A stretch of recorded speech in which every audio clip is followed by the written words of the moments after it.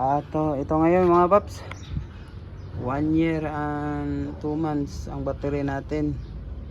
Dead ball na, matay na, kaya replacement natin, new battery. Nagpakabit tayo.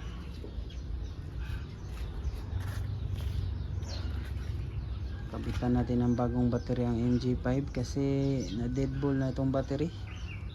1 year and 2 months siya ang lifespan niya. Buti dito lang kami sa bahay, dito kami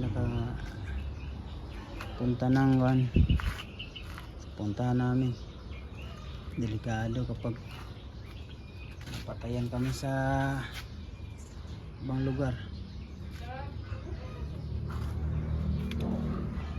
Kaya tignan natin ang replacement dito ngayon. Tignan natin ang bagong battery. Bagong battery sa MG5. Kinabit na. Goodyear ang brand.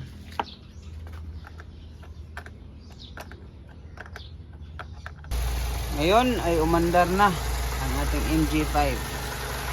Dahil sa battery na to, bago kasi. Umandar na siya. Thank you Lord. So umandar na ang ating sasakyan na MG5. May indication dito na wheel, oh. Kaya turn to right full and turn to left full. Mawawala na yan. Yan. Tapos ito, hindi ko alam kung paano mawala ito.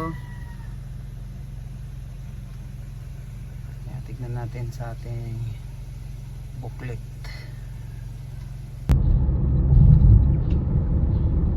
Dito dinrive ko, wala na yung naka-indicate dito sa paddle bar. Wala lang pala siya kapag dinrive. Ayos, okay na.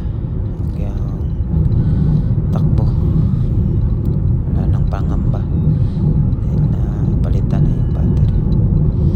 Thank you Lord.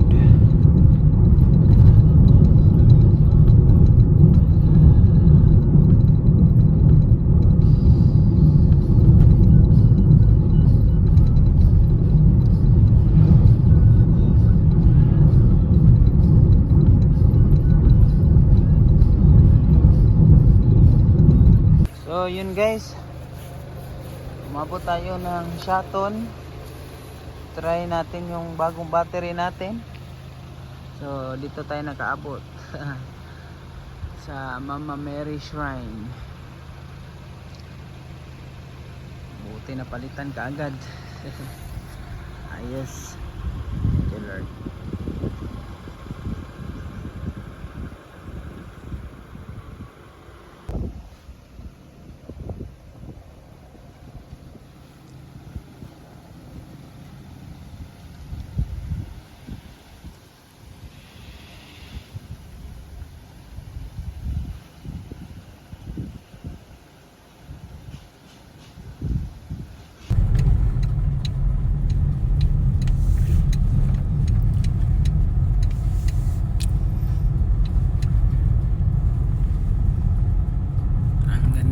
Lugar dito puno ng mga puno sa tabi-tabi. Meron pang kangaroo. Kangaroo.